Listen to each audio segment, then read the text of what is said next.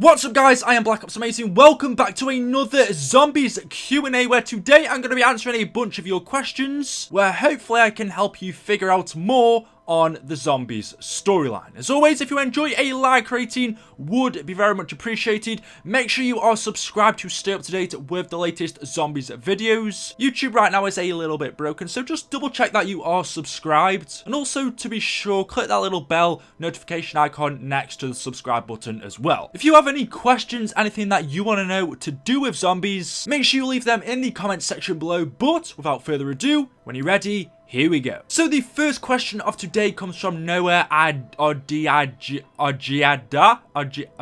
Is that sorry, dude? No. I don't know.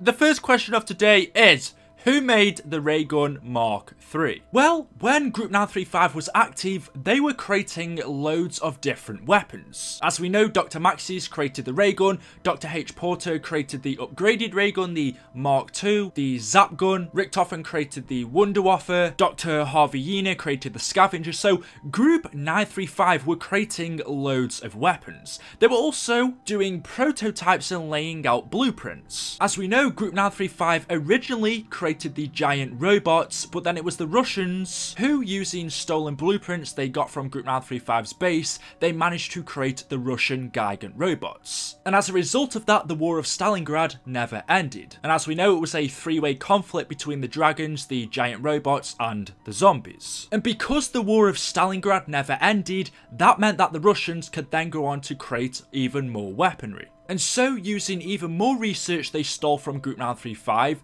they also created the ray gun Mark III. So to answer your question, it was the Russians who created the ray gun Mark III. Using stolen schematics from Group 935, they made this weapon. As we know, officially it's called the GKZ-45 Mark III, where it's basically two different weapons. One works like the Gersh device and the other one works like a usual ray gun, and put together, combined, they are really freaking effective. So that is the quick story of the Mark III. The next question comes from the Speed 2000, and he says, or she, so if Dr. Monty can take the Dark Ether out of Samantha, why can't he take it out of the Shadow Man? And this is a really good question and not something that I can answer. As we know, in Origins, because Samantha was trapped in Argotha, she became infected by the Dark Ether. And so, as we know, Dr. Monty took both Samantha and Maxis and put them inside of the house. Because Maxis didn't have a physical form, only a brain, Dr. Monty made him a physical form from Dimension 63 and put him inside of the house. But because Samantha already had a physical form and she was infected by the Dark Ether,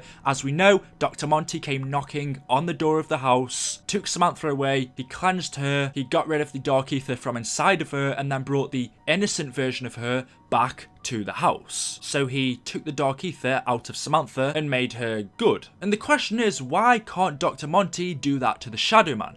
As we know, it was in the very beginning, before 5 AD, thousands of years ago, that the Dark Ether crept its way into the minds of the Keepers, not only the Keepers, but the Shadow Man. The Dark Ether infected the Shadow Man's mind, turning him evil. So why couldn't Dr. Monty back then, since we know that both Dr. Monty and the Shadow Man were good friends, why couldn't he have cleansed the mind of the Shadow Man? If he could do the same for Samantha, why couldn't he have done that to the Shadow Man? Possibly there's many reasons. Maybe the Shadow Man simply resisted. He didn't want it. He saw what power this great evil could give him, and so Monty wasn't able to restore his innocence. Maybe back then, thousands of years ago, he didn't know how to use that power. I mean, we don't know, there's hundreds of possibilities, but that's definitely an interesting one. The next question comes from AJ Alvarez. Hopefully I'm pronouncing your name correctly, dude, but he says, what happened to the Shadows of Evil characters? Well, I did a video on this quite a while ago, but I'm going to give you an updated version. So, as we know, we have our 4 characters in Shadows of Evil, Nero, Jack, Floyd, and Jessica, who, because of their sins, were taken by the Shadow Man and put in a twisted version of Morgue City,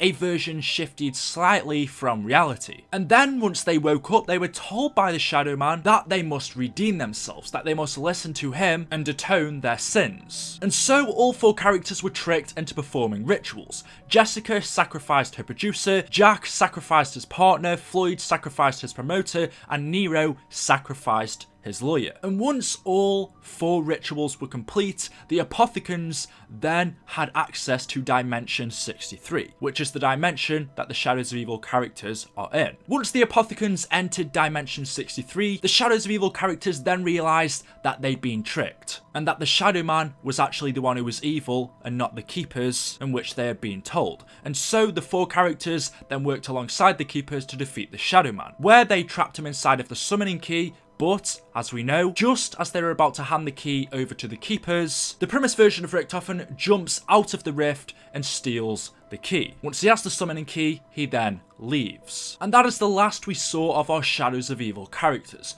But what happened to them after that? Because the Keepers are still in that dimension, the Apothicons were still there, and so were the Shadows of Evil characters. But that was the end of that Easter egg. What happened after this? Well, there's actually an Easter egg in Shadows of Evil, which is a rift that you can open, and when you do so, Dr. Maxis has a message that he wants to tell any survivors in Dimension 63. This is what he says.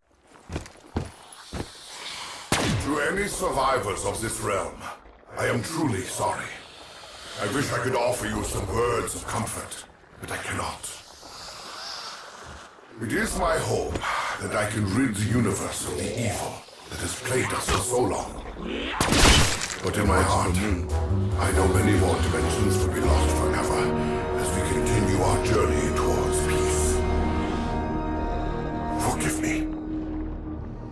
So he basically tells us that the Shadows of Evil characters are doomed and that the universe they are existing in is going to be destroyed, meaning obviously they will be killed. And so we learn from the Canorium that on April the 26th of 1944, the Apothicons destroyed Dimension 63. No longer needing that dimension because the summoning key wasn't in that location, the Apothicons destroyed it. They destroyed Shadows of Evil, Morgue City, and along with it are Shadows of Evil characters. And so, just like Maxis told them in the radio, unfortunately none of them would survive and their universe would end up getting destroyed, which is exactly what happened. It was destroyed by the Apothicons. So the Shadows of Evil characters were killed. xxxsloth says, in Black Ops 2, Maxis or Richtofen always mentions the tower above ground. Where is the tower? Now, it's not a very specific question, but I'm pretty sure you're on about Buried. As we know,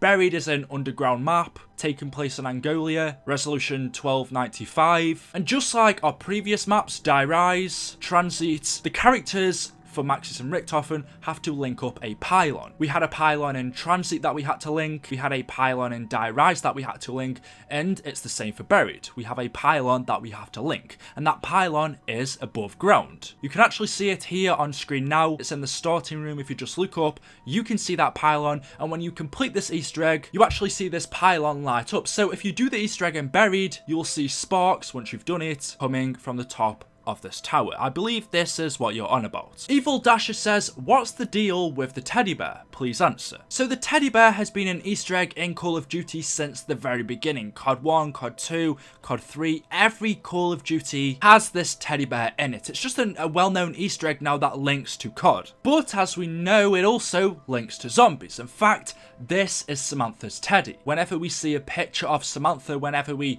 see Samantha, or whenever we see this teddy, we can always link the two because this teddy is Samantha's. Now, in terms of storyline, we don't know who gave it to her. There are theories that it was her mother, that her father gave it to her as a gift, or that even Richtofen gave it to Samantha as a gift. But we simply don't know. However, we know that this is Samantha's teddy. It is something that she uses to comfort her, and so takes it with her everywhere that she goes. And when Samantha got teleported to the moon by Richtofen, when she got trapped in the corner of that teleporter with her father Maxis, she had, along with her teddy in her hands. And so when she was teleported to the moon and ran inside of the MPD, she took her teddy along with her. And as we see in the moon Easter egg, when we open up the MPD pyramid, we see Samantha there holding her teddy bear. This is a representation of Samantha. So whenever we see this teddy bear in game, it is to represent Sam. For example, when she was trapped inside of the MPD, this teddy is kind of her showing her enforcement on Earth. even though she can't physically be there, her teddy is there for her. It's kind of difficult to explain. Anyway, that is all I have for you for today's video. Hopefully you have enjoyed. Let me know what you think down in the comments section below. As always, a like rating would be very much appreciated. Make sure you are subscribed to the channel and also click that little bell notification icon. Leave your comments in the comment section below, and of course I will see you all in the next video. Thank you and goodbye.